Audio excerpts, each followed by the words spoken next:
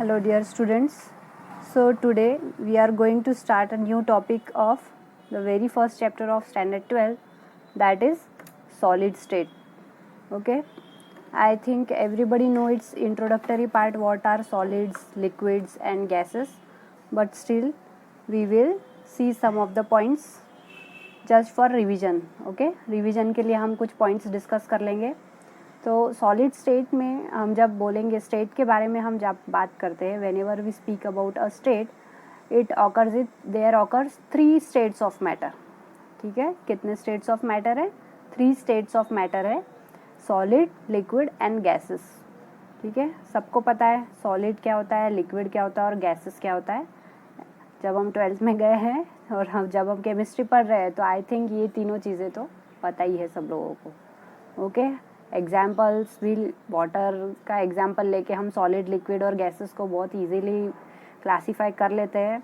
जैसे कि water liquid form में एग्जिस्ट करता है, वाटर का अगर आइस फॉर्म है तो वो सॉलिड फॉर्म में एग्जिस्ट करता है, और वाटर का अगर वेपर फॉर्म है तो वो गैसेस के फॉर्म में एग्जिस्ट करता है. तो ये वाटर बहुत अच्छा एग्जाम्पल है ये तीनों चीज़ों को डिफाइन करने के लिए कि water exactly solid, liquid and gases.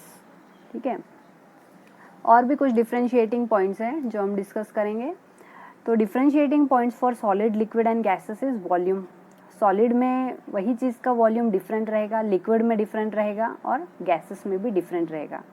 ठीक है, शेप, ऑब्वियसली शेप भी डिफरेंट रहेगा क्योंकि intermolecular forces of attraction different है, तो शेप भी डिफरेंट रहने वाला है.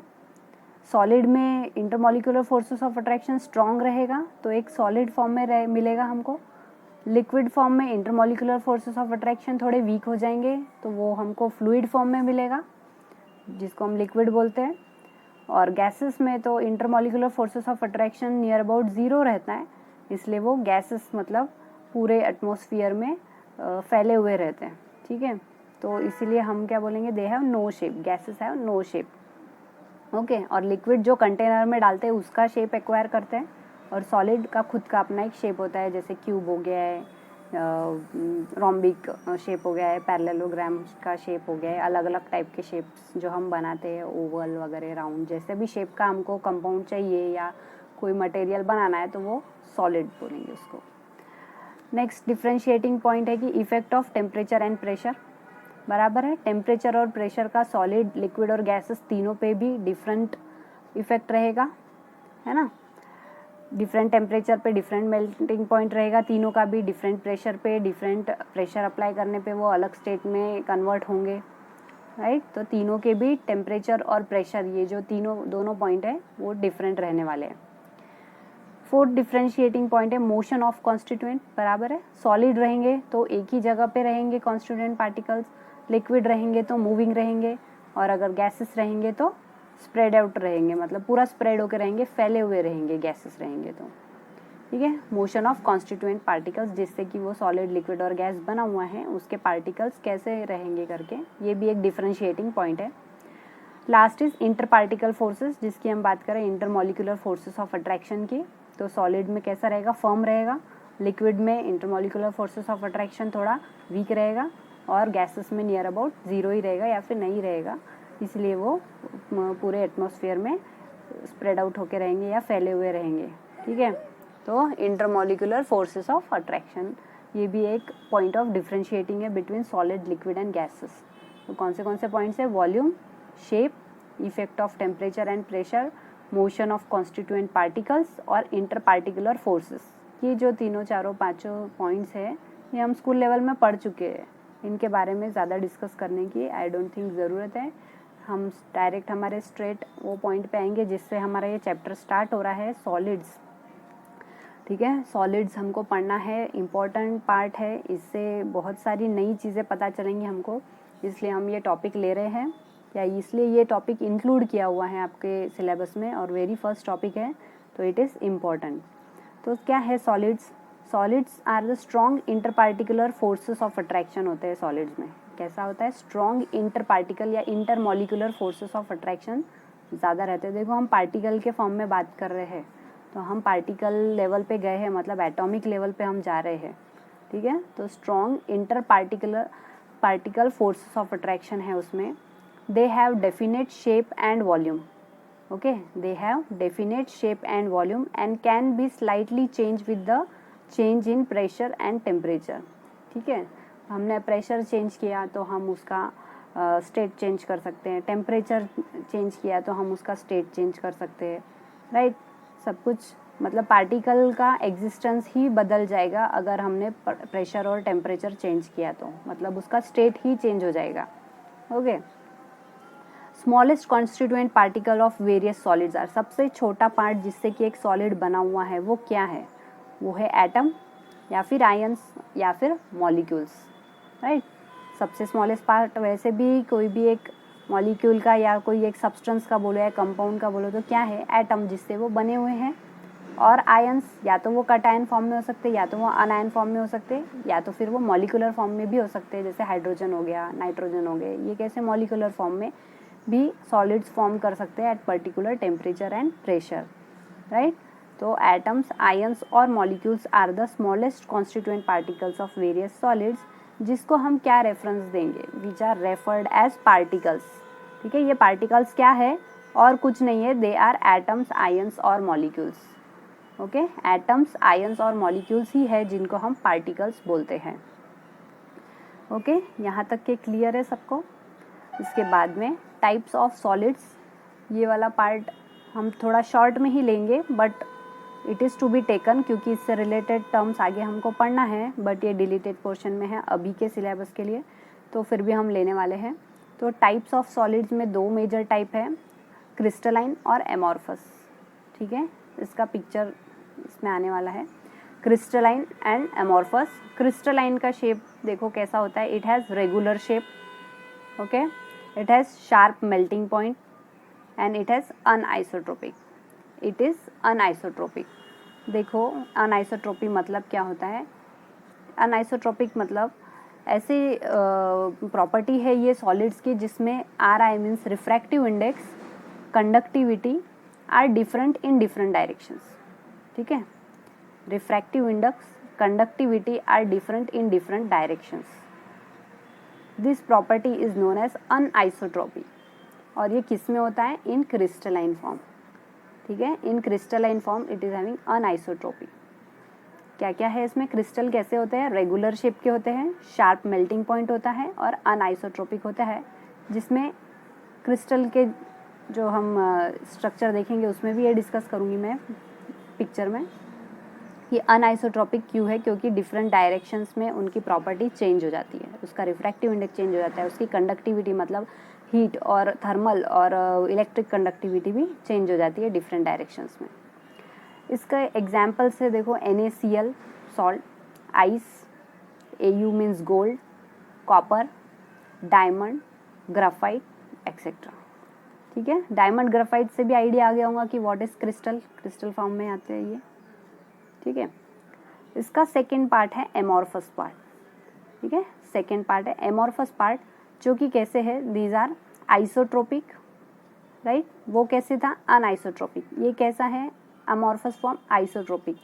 आइसोट्रोपिक का मीनिंग क्या है यहाँ पर, कि जो प्रॉपर्टी है, फिजिकल प्रॉपर्टी, जैसे कि RI means refractive index, conductivity, these are independent of direction of measurement. Means क्योंकि एमॉर्फस फॉर्म खुद ही एक रेगुलर फॉर्म नहीं है, इसमें देखो मॉलिक्यूल्स कैसे अरेंज्ड है, रैंडमली अरेंज्ड है, तो क्या इसमें इनकी जो प्रॉपर्टी है, फिजिकल प्रॉपर्टी, वो सेम होंगी किसी पर्टिकुलर डायरेक्शन में, नहीं होगी। तो इसीलिए बोल रहे हैं कि इनका जो रिफ्रैक्टिव इंडेक्स है या thermal conductivity means heat apply करने पर, और इलेक्ट्रिक कंडक्टिविटी, ये कैसा रहेगा, independent of direction of measurement. क्यों, क्योंकि वो लोग तो एक जैसे अरेंज है ही नहीं ना, रैंडम अरेंजमेंट है उसमें, इसलिए इनकी प्रॉपर्टी भी डिफाइंड नहीं रहेगी, यस, इन प्रॉपर्टी सेम नहीं रहेगी अकॉर्डिंग टू डायरेक्शन। तो इसलिए उस प्रॉपर्टी को क्या बोला है, आइसोट्रोपिक। ठीक है, उस प्रॉपर्टी को क्या बोला, it is independent of direction of measurement and this property is called as isotropic. Depend नहीं है डायरेक्शन पे, ठीक है, कैसी भी रहेगी, फिक्स नहीं है, मतलब इनकी ये जो प्रॉपर्टी है वो फिक्स नहीं है, कोई भी डायरेक्शन में कुछ भी रह सकता है। इसीलिए देखो एक और पार्ट है कि it has no sharp melting point. ठीक है, अरेंजमेंट रैंडम नहीं होने की वजह से, पार्टिकल्स का जो अरेंजमेंट है वो प्रॉपर नहीं होने की वजह से इनका मेल्टिंग पॉइंट भी शार्प नहीं होता है एमॉर्फस का। ठीक है, एग्जाम्पल से और अच्छे से समझ में आ जाएगा। देखो इसका एग्जाम्पल है ग्लास, ओके, प्लास्टिक, रबर, टार, मेटेलिक ग्लास, ठीक है, ये सब एग्जाम्पल समझ में आए। रबर कैसा है, फ्यूज फॉर्म में होता है, तो पर्टिकुलर इसका कोई मेल्टिंग पॉइंट नहीं है, राइट। प्लास्टिक का भी वैसे ही है, ग्लास का भी वैसे ही है, क्यों, क्योंकि इनके जो मॉलिक्यूल्स का अरेंजमेंट है वो फिक्स नहीं होता है, ठीक है। तो ये इस टाइप के सॉलिड है जिसको हमने क्या बोला है, एमॉर्फस सॉलिड, जिसका no sharp melting point, they have random arrangement, and another physical property which is shown is isotropic, जिसमें कि इसका रिफ्रैक्टिव इंडेक्स या थर्मल कंडक्टिविटी या electric conductivity is independent of direction of measurement. आगे के photo में ये चीज़ और अच्छे से क्लियर होगी है, ओके। तो ये जो स्टेट्स ऑफ मैटर है ये फोटो में क्लियर हो सकता है। देखो सॉलिड, ओके, उसके बाद में है लिक्विड, और उसके बाद में है गैसेस, जिनको हम वेपर फॉर्म में भी देख सकते हैं। तो इस फोटो में हम देख सकते हैं कि क्रिस्टलाइन फॉर्म में कितना रेगुलर अरेंजमेंट है सारे एटम्स का, और एमॉर्फस फॉर्म में ये रैंडमली अरेंज है, मतलब एक समान का अरेंजमेंट है ही नहीं। और इसको हम कंपेयर कर सकते हैं पॉलीक्रिस्टलाइन फॉर्म से भी, कि पॉलीक्रिस्टलाइन फॉर्म में सेम टाइप के मॉलिक्यूल्स का अरेंजमेंट रिपीट हो रहा है, ठीक है। क्रिस्टलाइन फॉर्म का अरेंजमेंट रिपीट हो रहा है, इसीलिए बोला है polycrystalline form. These are the structures of alpha and beta quartz and cristobalite and quartz. देखो इसका comparison. These are all the polymorphs of silica. Okay. Next हमको देखना है classification of crystalline solid.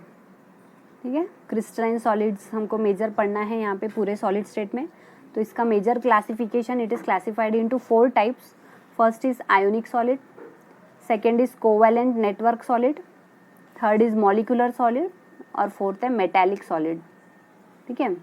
तो फर्स्ट हम डिस्कस करेंगे ionic solid. क्या होते हैं आयंस। जैसे ही आयंस का नाम आता है तो हमारे माइंड में क्या क्लिक करते हैं, आयंस मीन्स वो एक तो पॉजिटिवली चार्ज होंगे या तो फिर नेगेटिवली चार्ज होगा।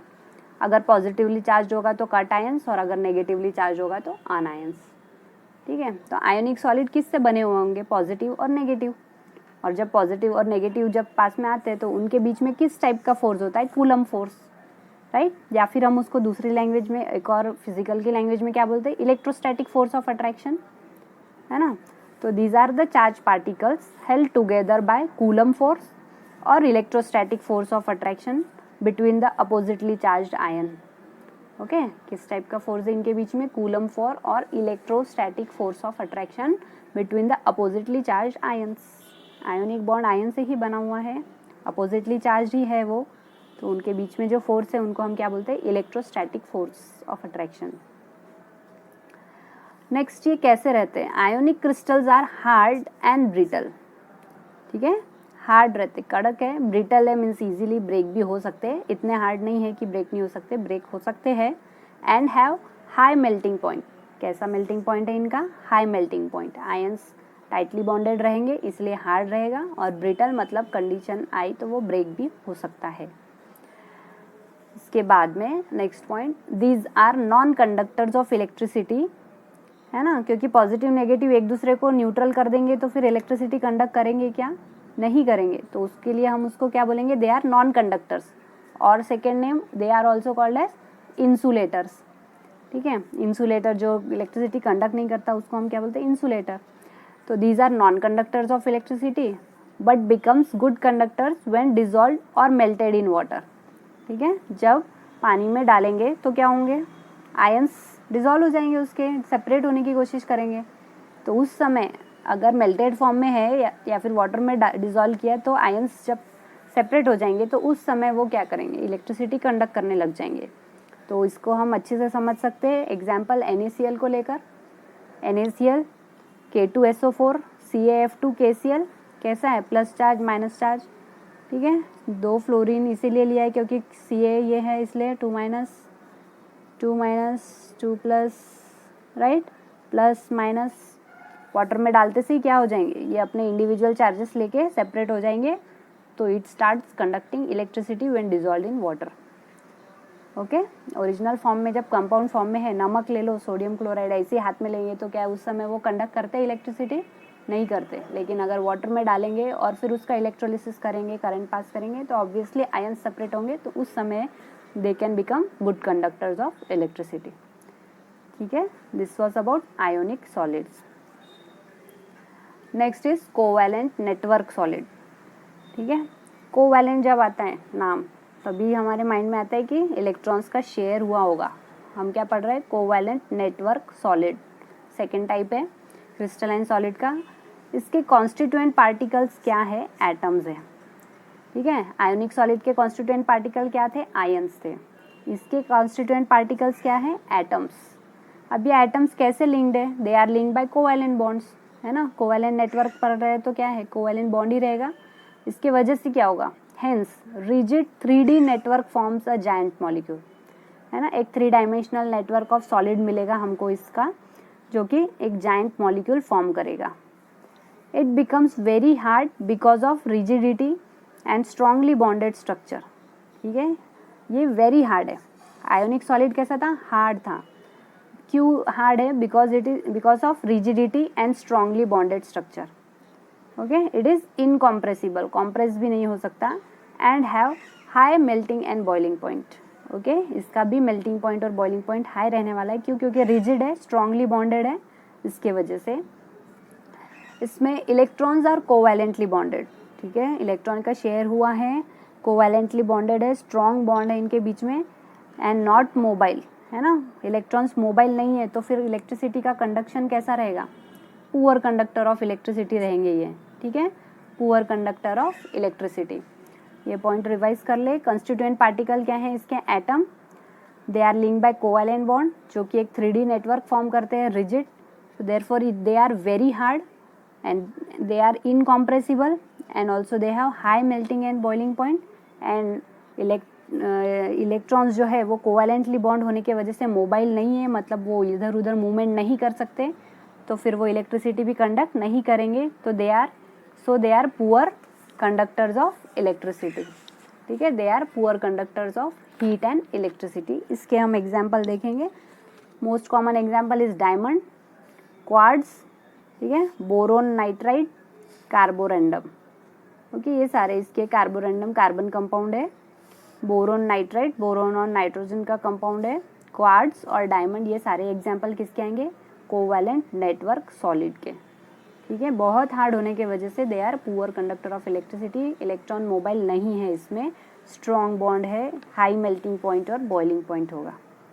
ओके, तो next part is molecular crystals. ठीक है, मॉलिक्यूलर क्रिस्टल्स। मॉलिक्यूलर क्रिस्टल का कॉन्स्टिट्यूएंट पार्टिकल क्या होंगे, जब नाम ही मॉलिक्यूल है तो क्या रहने वाले हैं, मॉलिक्यूल्स ऑफ सेम सब्सटेंस। ठीक है, मॉलिक्यूल्स ऑफ सेम सब्सटेंस उसके कॉन्स्टिट्यूएंट पार्टिकल होने वाले हैं। ओके, जैसे कि for example Cl2, H2, CH4, CO2, O2 etcetera.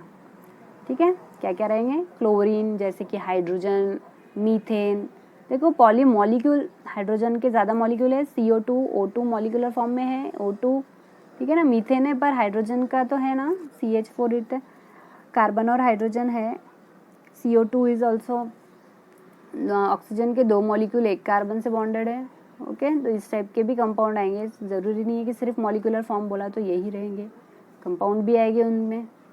ठीक है, तो कॉन्स्टिट्यूएंट पार्टिकल क्या रहने वाले, molecules of same substance, hydrogen same है, ऑक्सीजन सेम है, ऑक्सीजन, हाइड्रोजन, क्लोरीन, इस टाइप के। और भी एग्जांपल देखेंगे नीचे अभी। तो कैसा बॉन्ड है इनके बीच में, मॉलिक्यूलर सॉलिड्स के बीच में, covalent bond held by various intermediate force of attraction. ठीक है, कोवैलेंटली बॉन्डेड है, लेकिन अलग अलग टाइप का कोवैलेंट बॉन्ड है। कौन से टाइप का कोवैलेंट बॉन्ड है वो अपन थोड़ा सा डिटेल में देख लेंगे। First is weak dipole dipole interaction. क्या है first, weak dipole dipole interaction. ठीक है, in such polar molecules such as solid, HCl, H2O, SO2 which have permanent dipole moment. ठीक है, which have permanent dipole moment, उनके बीच में कैसा है, वीक डाइपोल डाइपोल इंटरेक्शन है। जैसे कि हम H और Cl बोल रहे हैं, तो देखो हाइड्रोजन और क्लोरीन, इनके बीच में इलेक्ट्रोनिगेटिविटी डिफरेंस ज़्यादा है, ठीक है। This is hydrogen, this is chlorine, negatively charge partial, this is partial positive charge, okay. तो इनके बीच में कैसा है, दीज आर पोलर, बराबर, पोलर मॉलिक्यूल है, पोलर सॉलिड है, which have permanent dipole moment, ठीक है, which have permanent dipole moment, okay. दोनों के बीच में कैसा है, एक पर्टिकुलर डिस्टेंस पे आने के बाद में वो अपने डायपोल्स फॉर्म करते हैं, उसको क्या बोलते हैं, परमानेंट डायपोल मोमेंट है इनके बीच में। इनको क्या किस में कॉन्स्टिट्यूट किया है, वीक डायपोल डायपोल इंटरेक्शन, एक टाइप का कोवैलेंट बॉन्ड है, ओके। आई थिंक 11th में हो चुका है इस टाइप के इन टॉपिक्स, ठीक है। नेक्स्ट है very weak dispersion, very weak dispersion और लंडन फोर्सेस, क्या है नेक्स्ट, वेरी वीक डिस्पर्शन और लंडन फोर्सेस भी बोला है। वो किस में आता है, इन नॉन पोलर मॉलिक्यूल्स में आता है। ये किस में था, इन पोलर मॉलिक्यूल्स में था। In non polar molecules such as methane, hydrogen, ठीक है। These forces are involved in monoatomic solids like argon, neon. These are gases at room temperature, है ना, मीथेन गैस होती है, हाइड्रोजन गैस होता है। ये फोर्स किसके बीच में है, नॉन पोलर मॉलिक्यूल्स के बीच में, ओके। नॉन पोलर मॉलिक्यूल के एग्जाम्पल है। तो कैसा फोर्स रहने वाला है, वेरी वीक डिस्पर्शन फोर्स और लंडन फोर्स, ओके। ये कैसे, रूम टेम्परेचर पे गैसेस है, इनको हम कंडीशन देके क्या बनाएंगे, सॉलिड बनाने वाले, ठीक है। इसीलिए ये किसके बीच में, कौन से एग्जाम्पल में आए हैं, मॉलिकुलर क्रिस्टल्स के वेरी वीक डिस्पर्शन फोर्सेस रहेंगे, या फिर उसका सेकेंड नेम है लंडन फोर्सेस रहता है इनके बीच में, ओके। और भी एग्जाम्पल है जैसे कि एर्गॉन, नियॉन, ये भी इसी के ही एग्जाम्पल में आते हैं, वेरी वीक डिस्पर्शन और London forces. Next is third one, intermolecular hydrogen bonds, ठीक है, in solid such as water, ammonia, hydrogen fluoride, ठीक है। इनके बीच में किस टाइप का फोर्स है, इंटरमॉलिक्यूलर हाइड्रोजन बॉन्ड्स इनके बीच में, ओके। तो ये तीन टाइप जो हमने देखे, कौन से तीन टाइप देखे, weak dipole dipole interaction, very weak dispersion और लंडन फोर्सेस, और इंटरमॉलिक्यूलर हाइड्रोजन बॉन्ड। ये तीनों किसके टाइप है, मॉलिक्यूलर क्रिस्टल्स के बीच में जो कोवैलेंट बॉन्ड है उसके टाइप है, ठीक है। तो कुछ मॉलिक्यूल कैसे रह सकते हैं, पोलर, कुछ नॉन पोलर, और किसी के बीच में क्या रह सकता है, सिर्फ हाइड्रोजन बॉन्ड। तो इन तीनों के टाइप्स का ये क्लासिफिकेशन है। इसके बाद में important point of molecular crystal, overall molecular जब भी कितना कैसा भी बॉन्ड हो उनके बीच में उनकी प्रॉपर्टी कैसी रहेंगी। Therefore weak intermolecular attractive forces, molecular solids have low melting and boiling point and are soft, बराबर है, ये लोग इनका मेल्टिंग पॉइंट और बॉइलिंग पॉइंट लो ही रहेगा। क्यों, क्योंकि इनके बीच में इंटरएक्शन देखो जब जगह हमने देखा कैसा है, वीक है, इसके वजह से क्या रहेगा, इसका मेल्टिंग पॉइंट वीक लो रहने वाला है। और ये सॉलिड का भी जो इसका फॉर्म है वो कैसे रहने वाला है, सॉफ्ट सॉलिड रहने वाले हैं ये लोग, ओके। तो therefore they are also poor conductor of electricity, electron easily नहीं देंगे वो लोग, ठीक है। सॉफ्ट होने के बावजूद भी वो पुअर इलेक्ट्रिकल कंडक्टिविटी करेंगे, and they are good insulators. कैसे है वो, गुड इंसुलेटर, जो पुअर इलेक्ट्रिकल कंडक्टिविटी देते हैं वो कैसे रहते हैं, गुड इंसुलेटर्स, ठीक है ना। इंसुलेशन समझ में आता है ना सबको, जो इलेक्ट्रिसिटी कंडक्ट नहीं करते, वायर्स वगैरह हम जो यूज़ करते हैं वो कैसे रहते हैं, इंसुलेटेड रहते हैं वो, ताकि हम वायर को भी हाथ लगाए तो करंट हमको ना लगे, तो उसको क्या बोलते हैं, इंसुलेशन, ठीक है। एक लास्ट इसमें का क्लासिफिकेशन है मेटालिक क्रिस्टल्स, ठीक है। नाम से ही पता चल रहा है मेटालिक क्रिस्टल्स किसके बीच में रहने वाला है, मेटल्स के बीच में। Metals are held together by metallic bond, okay, metals are held together by metallic bond. तो देखो इसमें आप लोगों ने पढ़ा होगा सी मॉडल ऑफ इलेक्ट्रॉन, या electron sea model for a metal, जिसमें हम क्या करते हैं, क्या होता है, जैसे कि एक बीकर में हमने मेटल को डाला तो क्या होगा, पॉजिटिवली चार्ज मेटल जो रहेगा उसको क्या बोलेंगे, कर्नल, उसको हमने किस में डिप किया है, सी ऑफ इलेक्ट्रॉन्स में। तो इनके बीच में जो अट्रैक्टिव फोर्सेस रहेगा उसको क्या बोलते हैं हम, मेटेलिक बॉन्ड, ठीक है। तो these are the attractive interactions between cations and mobile electrons which constitute a metallic bond, ठीक है। जैसे कि सोडियम मेटल है, ये एक Na मेटल है, Na के पास में क्या है, एक्स्ट्रा का इलेक्ट्रॉन है ना। सोडियम का क्या है configuration, Na with atomic number 11 281, ठीक है। इसको क्या चाहिए कि ये अपना एक इलेक्ट्रॉन दे दे, तो ये जो इलेक्ट्रॉन देने वाला है वो क्या है, अपना एक इलेक्ट्रॉन देने के बाद में ये क्या फॉर्म करने वाला है, Na पॉजिटिव। तो ये जो Na पॉजिटिव फॉर्म किया हुआ है ये वो है मॉलिक्यूल, और ये जो इलेक्ट्रॉन इसमें से निकला हुआ है वो क्या है, ये है। ठीक है, तो दिस इज मेटालिक बॉन्ड। ऐसे ही सारे मेटल्स के बीच में रहता है, उनके पास एक्स्ट्रा इलेक्ट्रॉन रहता है, वो इलेक्ट्रॉन देते हैं, तो this is metal embedded in the sea of electron. और जब ये पॉजिटिवली चार्ज रहता है तो इसको हम क्या बोलते हैं, कर्नल।